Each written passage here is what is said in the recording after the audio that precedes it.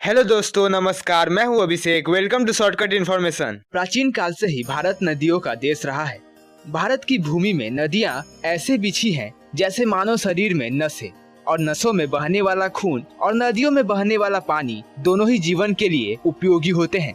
इन नदियों ने ही विश्व के प्राचीनतम सभ्यताओं को अपने गोद में रखकर पाला था, जिनकी गौरव गाथाएं आज भी इतिहास बड़े गर्व से गाता है। पर आज उन नदियों का हालात बहुत खराब हो चुका है। Central pollution control board (CPCB) के डाटा के मुताबिक भारत की 351 नदियां प्रदूषित हो चुकी है। लगभग 60% प्रदूषित नदियों के हिस्से 8 राज्यों महाराष्ट्र, असम, मध्य प्रदेश, केरल, गुजरात, ओडिशा, पश्चिम बंगाल और कर्नाटक में मौजूद है। हमारे इंडिया देश की गंगा नदी, जिसे हम इंडियन पूजते हैं, उसका भी हालात बहुत बुरा है। पूरी दुनिया के बड़े नदियों में प्रदूषण की लिस्ट में गंगा नंबर 1 पर रहती है या फिर नंबर 2 पर, जो हमारे लिए बहुत चिंता का विषय है। CPCB के सीवेज ट्रीटमेंट प्लांट्स के राष्ट्रीय सूची के अनुसार वर्ष 2021 में प्रतिदिन लगभग 72,368 मिलीलीटर सीवेज उत्पन्न हुआ था, जिसके तुलना में सीवेज ट्रीटमेंट क्षमता केवल 26,869 मिलीलीटर प्रतिदिन थी।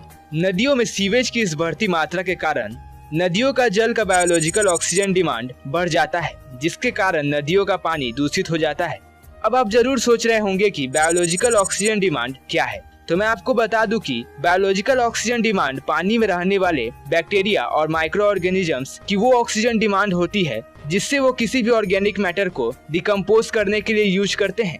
अगर किसी पानी में बायोलॉजिकल ऑक्सीजन डिमांड बहुत ज्यादा है तो वो उतना ही प्रदूषित होता है, और पानी में रहने वाले बड़े जीव जैसे मछलियां ऑक्सीजन की कमी के कारण मर भी जाती हैं। माना जाता है कि अगर किसी नदी में घुलती हुई ऑक्सीजन का मात्रा 5 मिलीग्राम पर लीटर या उससे अधिक होता है तो वो नहाने योग्य होगा, और हमारे पीने का पानी का बायोलॉजिकल ऑक्सीजन डिमांड होता है 1 से 2 मिलीग्राम पर लीटर। अब आइए जानते हैं कि हमारी नदियाँ प्रदूषित क्यों हो रही है। पहला कारण है अर्बनाइजेशन या फिर शहरीकरण। हाल के दशकों के दौरान भारत में तेजी से शहरीकरण ने कई पर्यावरण के समस्याओं को जन्म दिया है, जैसे कि water supply, waste water generation और इन वेस्ट का कैसे कलेक्शन और ट्रीटमेंट एंड डिस्पोजल हो। और नदियों के किनारे बसी कई गांव और शहरों ने गंदे पानी, सीवेज आदि की समस्या पर उचित ध्यान नहीं देते हैं और उन्हें डायरेक्ट नदियों में ही गिरा देते हैं। दूसरी कारण है इंडस्ट्री। ज्यादातर इंडस्ट्री को पानी की जरूरत होती है, एग्जाम्पल के रूप में कपड़े की इंडस्ट्री, और इसलिए वो नदियों के किनारे ही अपना कारखाना खोलते हैं और इन इंडस्ट्री से निकलने वाले गंदे पानी को वो बिना फिल्टर किए ही डायरेक्ट नदियों में गिरा देते हैं, और इससे नदियाँ बहुत ज्यादा दूषित हो रही हैं। अगर एग्जाम्पल के रूप में देखें तो आप यमुना के पानी को देख सकते हैं, जिसमें इंडस्ट्री से आए गंदे पानी के कारण हमेशा सफेद झाग तैरती रहती है, जैसे मानो यमुना नदी में बर्फ के टुकड़े तैर रहे हो। तीसरा है एग्रीकल्चर। मॉनसून के शुरुआत में या जब भी भारी बारिश होती है, उस दौरान खेतों में डाले जाने वाले फर्टिलाइजर और पेस्टिसाइड्स जल के साथ प्रवाहित होकर नजदीक की नदियों तक पहुंच जाते हैं। चौथा है सोशल एंड रिलीजियस प्रैक्टिसेस। धार्मिक आस्था और सामाजिक प्रथाएं भी नदियों को, विशेष रूप से गंगा के प्रदूषण को बढ़ाती हैं। जैसे शवों का अंतिम संस्कार नदी किनारे किया जाता है और आंशिक रूप से जले हुए शवों को भी नदी में बहा दिया जाता है। और धार्मिक त्योहारों के दौरान नदी में सामूहिक स्नान पर्यावरण के लिए एक और हानिकारक प्रथा है। ये तो हो गई इंडिया के नदियों के प्रदूषित होने के कुछ महत्वपूर्ण कारण। अब आइए जानते हैं हमारी नदियों के जल को प्रदूषण से बचाने के लिए इस देश की सरकार क्या क्या कर रही है। तो पहले बात करते हैं राष्ट्रीय स्वच्छ गंगा मिशन के बारे में। यह गंगा नदी में पर्यावरण प्रदूषण के रोकथाम नियंत्रण के उपाय के लिए राष्ट्रीय, राज्य और जिला स्तर पर एक 5 स्तरीय संरचना की परिकल्पना करता है। इसका उद्देश्य पानी के निरंतर पर्याप्त प्रवाह को सुनिश्चित करना है, ताकि गंगा नदी को फिर से जीवित किया जा सके। उसके बाद नमामि गंगे परियोजना।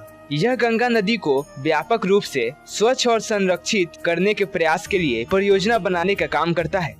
फिर राष्ट्रीय जल नीति। इसका उद्देश्य मौजूदा स्थिति का रिपोर्ट लेना, कानूनन एवं संस्थाओं के प्रणाली के निर्माण हेतु रूपरेखा प्रस्तावित करना और कार्य योजना का निर्माण करना है। यह नीति मानव अस्तित्व के साथ साथ आर्थिक विकास संबंधी गतिविधियों के लिए जल के महत्व पर प्रकाश डालते हैं। यह किफायती और न्याय संगत साधनों के माध्यम से जल साधनों के संरक्षण हेतु रूपरेखा का सुझाव देती है। इन सभी प्रयासों के अलावा भी हम सबको एक साथ आकर हमारे नदियों को बचाने के बारे में सोचना चाहिए। हम लोग इंडस्ट्री और अर्बनाइजेशन को तो नहीं रोक सकते हैं, क्योंकि वो हमारे देश के आर्थिक स्थिति के लिए बहुत जरूरी है, पर हम इन सभी चीजों को अच्छे से रेगुलेट जरूर कर सकते हैं ताकि हम अपनी नदियों को बचा सके। तो आज के लिए इतना ही, अगले वीडियो में फिर मिलते हैं। तो ऐसे और इन्फॉर्मेटिव वीडियोस देखने के लिए इस वीडियो को लाइक, शेयर, सब्सक्राइब जरूर कीजिए।